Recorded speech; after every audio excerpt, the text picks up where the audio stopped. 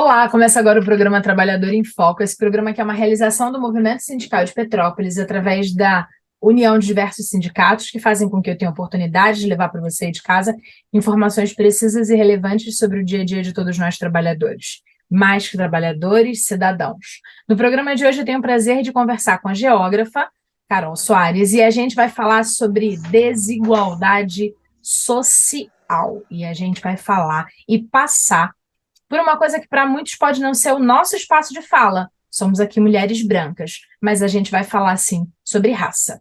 Carol, seja muito bem-vinda, é um imenso prazer falar com você mais uma vez.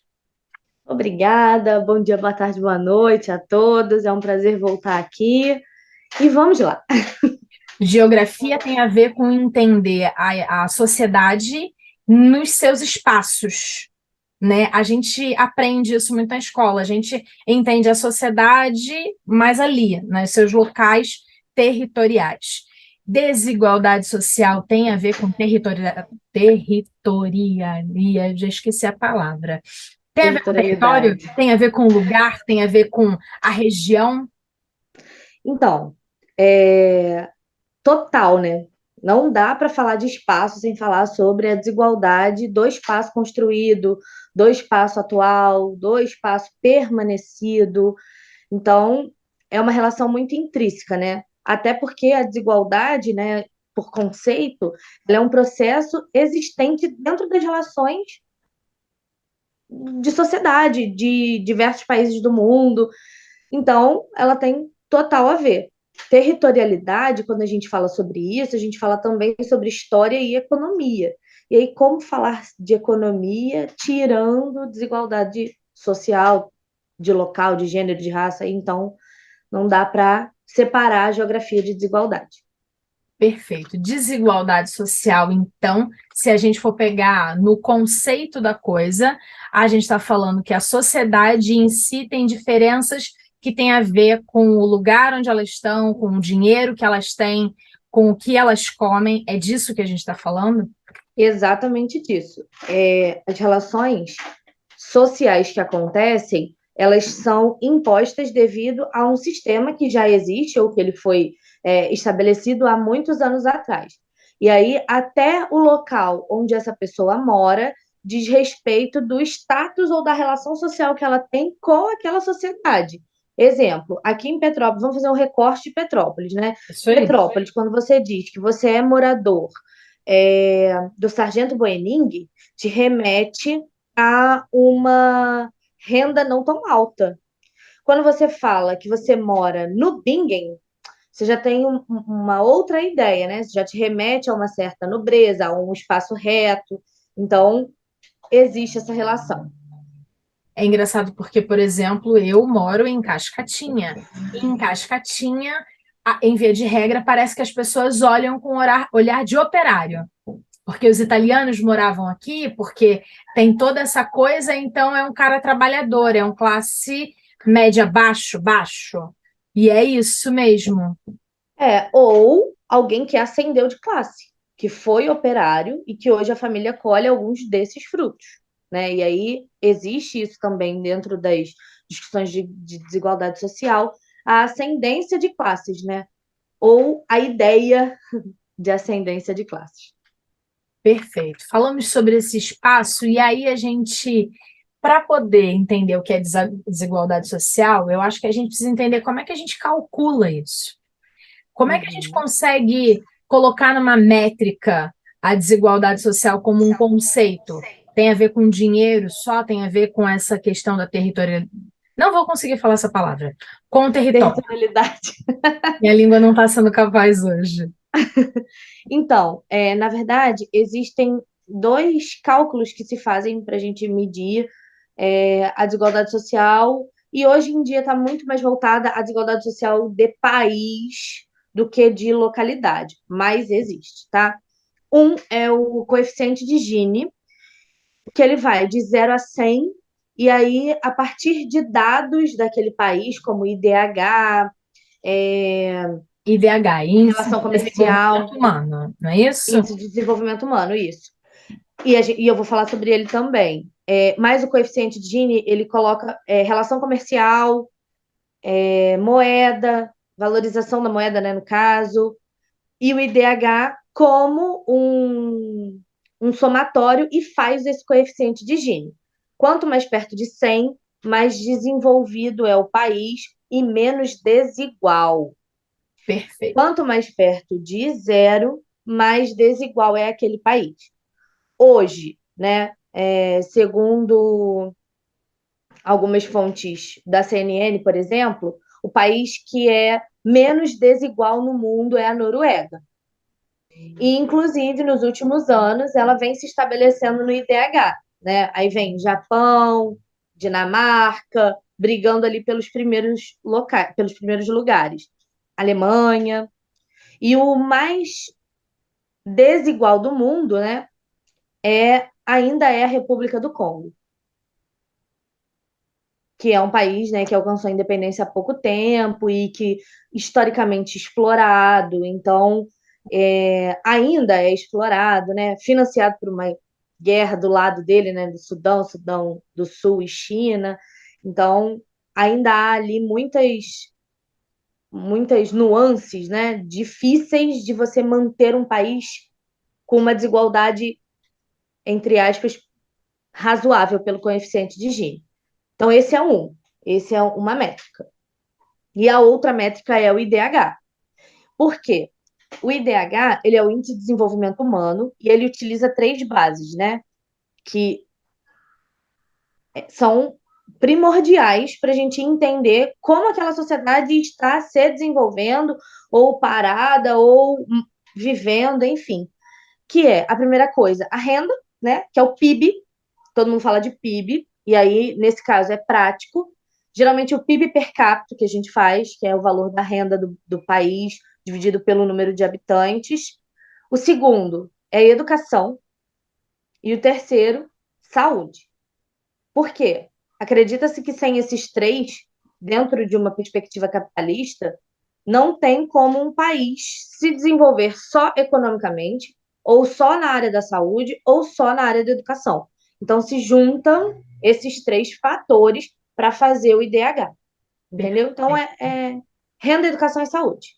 Esse é o lema do IDH.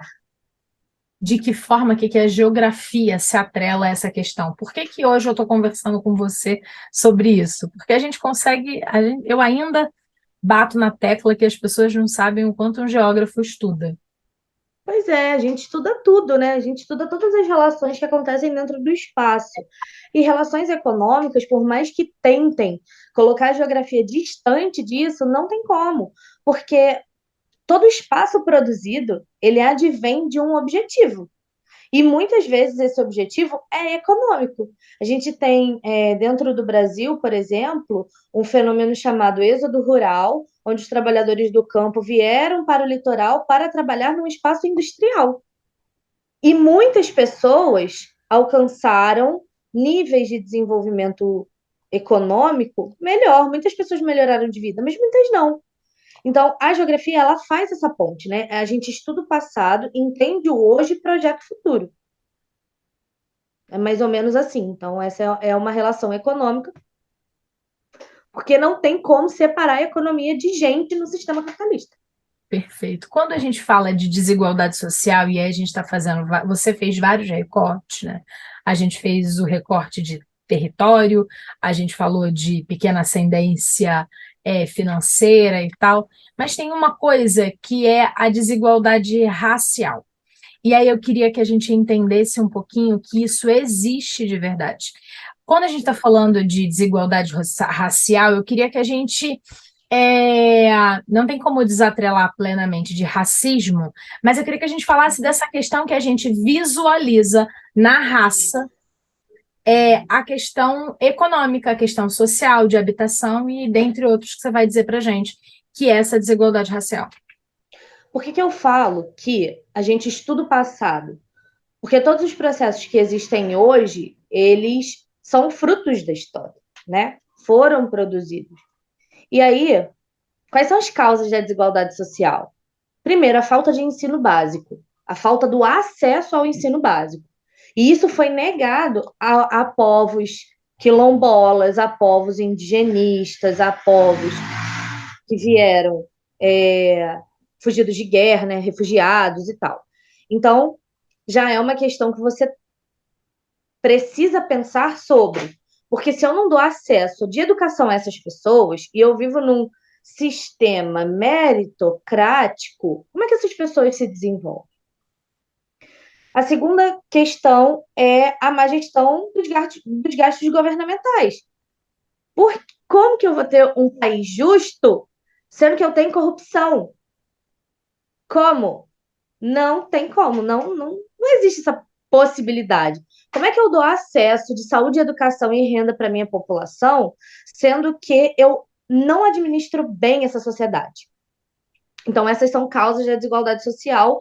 E aí, trazendo para a desigualdade racial, a gente tem que pensar que esses povos que hoje já não está encaixado, né? Não está em caixa, mas eles também não tiveram acesso a políticas públicas. Então, a má gestão dos gastos governamentais ele foi feito para uma sociedade inteira e muito mais agravado para as minorias. Perfeito. A gente vai fazer um breve intervalo e volta dando continuidade. Pode ser? Pode. Fica comigo.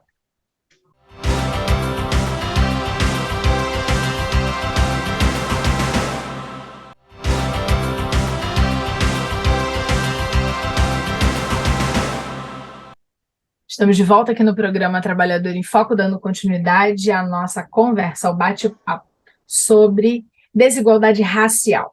Quando a gente está falando de desigualdade racial, Carol Soares, geógrafa, que está hoje conversando com a gente, no primeiro bloco você falou uma coisa que me chamou muito a atenção e eu queria começar salientando.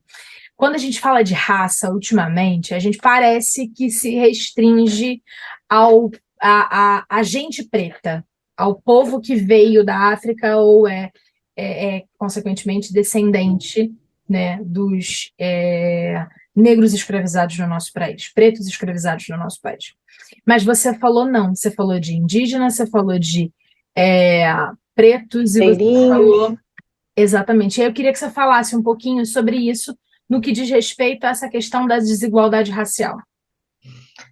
Quando a gente fala de raça, hoje, né, existe esse movimento que brancos e pretos só, né?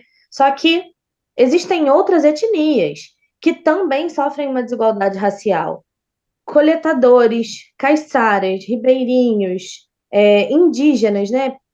Assim, são povos que também sofrem desigualdade de raça. Sofrem ainda desigualdade de raça e de renda. Muitas minorias sofrem as duas, né? E muitas vezes sofrem a desigualdade de raça, de renda, de território, de educação, porque, né, A gente lhe viu faltou isso acesso. agora com os Yanomamis, né? Agora, Exato. nesse início de governo Lula, a gente viu um estrondo midiático nas principais redes nacionais, e aí é interessante falar que esse tipo de notícia só chega quando o negócio é grande mesmo, isso é uma tristeza, mas é a grande diferença. A gente está aqui para fazer um discurso, aqui a gente está fazendo uma discussão relevante para a sociedade, mas não é com a super audiência que a gente tem numa mega emissora. E aí a gente viu a questão dos Yanomamis e é disso que você está falando. Isso é Exatamente. desigualdade racial, que tem a ver com território, que tem a ver com educação, que tem a ver com finanças e tem a ver com gente morrendo de fome. E tem a ver com gente morrendo por precariedade de saúde, né? Porque É o pilar do IDH, que é o pilar do que entende a diminuição da desigualdade. Exatamente. E aí é o que eu costumo falar, assim, até para os meus alunos eu falo isso.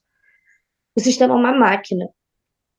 E se tiver uma engrenagem dessa máquina faltando, um pequeno pedaço, vai nos trazer consequências no produto final. Assim funciona a sociedade. Todo mundo desempenha um papel básico, primordial, necessário, enfim, nessas engrenagens. E se alguém errou numa dessas engrenagens, se alguém mal administrou, se alguém foi omisso, a gente vai ter um problema no produto final. Só que a diferença quando eu falo de sistema e desigualdade é que aqui eu falo de produto e aqui eu falo de gente. Então, tem essa grande diferença, né? Quando eu falo de desigualdade social, desigualdade racial, desigualdade territorial, eu não estou falando só da economia. Eu estou falando da economia no lar, para aquela gente. E aí, essa gente preta, catadora, caiçara, coletadora, ribeirinha, indígena e etc. Legal. Não tem nada de legal, mas é muito bom a gente começar a entender esses recortes, essas falas, para a gente também não repetir mais do mesmo. A desigualdade Uhum. social, ela existe e ela ainda prepondera a desigualdade racial. É Sim. isso. E aí, eu quero chamar atenção só para uma questão, Carla, porque nós, enquanto mulheres brancas, a gente acaba sofrendo algum tipo de preconceito, né? Assim, todos os dias o machismo está intrinsecamente ligado à nossa cultura. E às vezes a gente reproduz machismo mesmo sendo mulher. E aí eu queria chamar a atenção para a desigualdade da mulher preta. Ia chegar lá, que ótimo. Porque a mulher preta, ela tem muitos embates, né? Ela tem muitos obstáculos. Além da desigualdade de raça, de renda, ela tem uma gigantesca desigualdade de saúde e de educação. Tem alguns, eu separei alguns dados para entender um pouco, porque parece que quando está num gráfico, eu não estou falando de uma pessoa, né? Eu estou falando de Não, você está um falando de um padrão, contexto. né? Exato.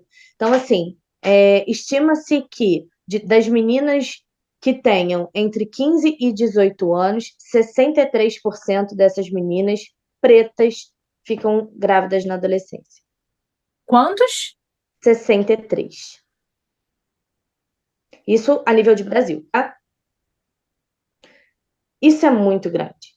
Por que que a menina branca tem acesso a anticoncepcional e a mulher preta ou a menina preta tenha mais essa dificuldade? Então, tem algum problema. É um número muito alarmante, né? Outro dado, e aí a gente envolve economia e saúde, é que 81% dos homens negros têm mais chance ou tiveram mais chances de morrer com Covid em São Paulo. E quando a gente pega as mulheres, desse número é 45% maior.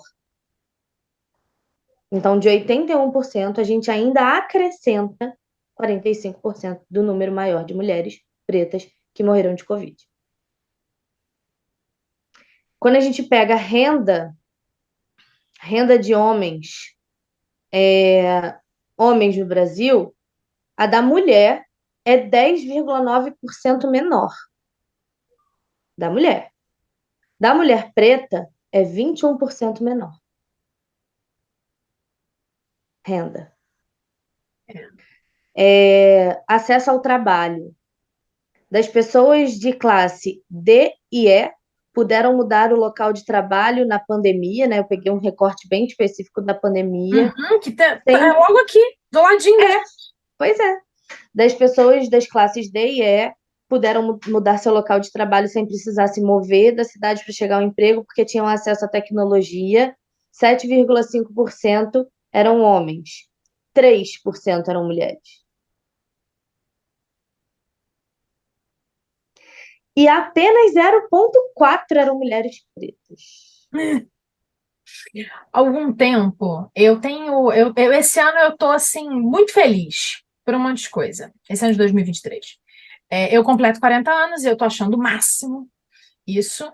E o programa Trabalhador em Foco completa 10 anos. E eu acho muito legal, a gente vai fazer aniversário muito junto.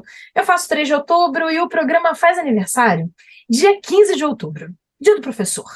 E eu acho que isso é muito emblemático, porque a gente está aqui mesmo para levar informação de qualidade altamente educacional. Eu converso com muitos professores, com o povo do Diese e tal.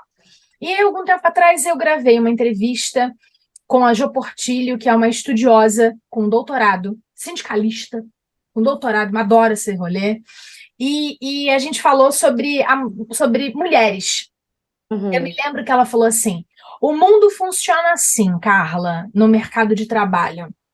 Homens brancos, mulheres brancas, homens Homens pretos pretos. e a escória, que é lá a raspa do tacho, mulheres pretas.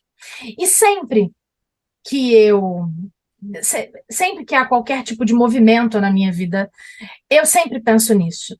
E a coisa é tão real e a gente às vezes não se dá conta que eu sou jornalista e conheço vários jornalistas, trabalho nesse mundo há mais de 20 anos e eu não me lembro, assim, eu posso dizer que eu sei da Priscila Torquato, em Petrópolis, uma jornalista mulher preta que trabalhou comigo, né, que a gente tem relação.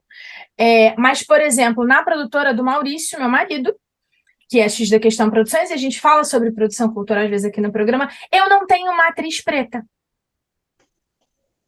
E aí, pouquíssimo tempo atrás, a gente foi fazer um projeto que era sobre a valorização do povo africano, do povo afrodescendente, do Brasil preto.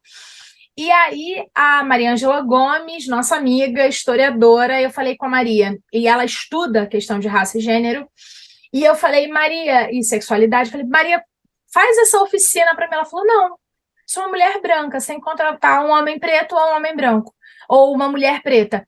E eu falei, ferrou, porque o meu artista homem preto, que é o Ariel Barbosa, não podia, e eu não tinha uma mulher preta. E aí eu fiquei quase desesperada como produtora, porque mesmo discutindo essa questão que a gente está discutindo agora, como jornalista, como detentora de um pseudo-conhecimento a respeito da área, eu me repito, E porque aí, a gente não encontra, esse espaço da desigualdade, ela é a falta da educação, então, né, vai virando um ciclo muito louco, e esses números que sim, você está trazendo para a gente só vem consolidar o que a gente estava falando, e número é bom porque número consolida, né, as pessoas acreditam em gráfico, as pessoas acreditam em percentual, a desigualdade social no Brasil, ela tem raça e ela tem gênero, é isso? sim, exatamente. E assim, só um parênteses no que você falou, além de tudo isso, né, que a falta de acesso e tal produz pessoas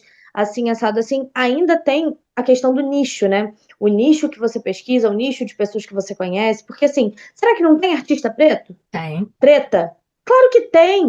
E tem pessoas brilhantes. Na nossa Maravilhoso. cidade mesmo, tem mulheres Sim. brilhantes, brilhantes. É, eu tenho uma amiga, Maiara cantora, ela faz um show que é Cantos de Jeová. É uma mulher preta que canta, que se apresenta, que é maravilhosa, Mas não artista. tá no Ela meu é, nicho. então, ela é incrível. E assim, mas quantas vezes ela aparece para mim? Pelas próprias redes sociais. Ela é minha amiga, mas quantas vezes ela aparece para mim?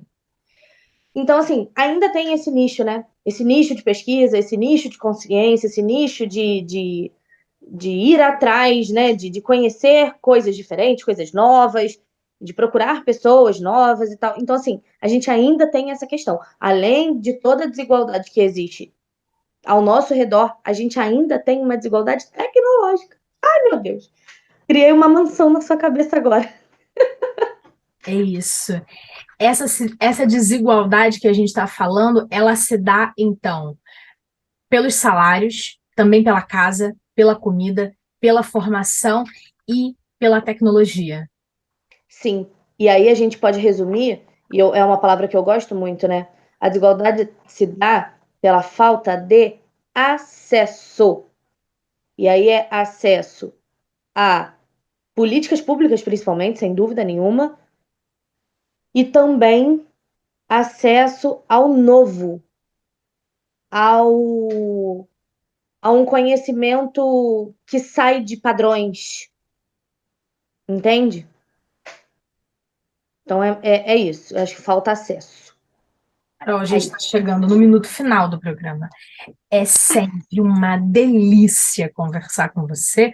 Acho que para o telespectador, espero que tenha sido tão gostoso. Para a gente, eu espero que essa gravação online se torne logo numa gira, num bate-papo, num café, Por favor. tudo isso, porque trocar é muito importante, né? Eu fico muito grata, eu amo a minha profissão, porque eu fico muito grata em pegar o conhecimento de todo mundo que gira em torno de mim e trazer à tona, né? Como uma boa ventania, fazer esse conhecimento ser compartilhado. Então, eu agradeço de verdade o que a gente discutiu hoje, que todos nós entendamos que a gente precisa olhar para a desigualdade social, percebendo também esse recorte de gênero, esse recorte de cor, esse recorte de raça, que vai além só da raça negra, mas que passa também pelo indígena, por imigrantes e todo esse contexto que você veio trazer para a gente. Obrigada de verdade. Obrigada a você. Quando precisar, estamos aí. Vamos falar mais sobre esse tema, porque ele é muito extenso e falta muita coisa. Vamos sim. Obrigada a você de casa que ficou com a gente. A gente volta em breve no novo programa Trabalhador em Foco. Até breve. Tchau, tchau.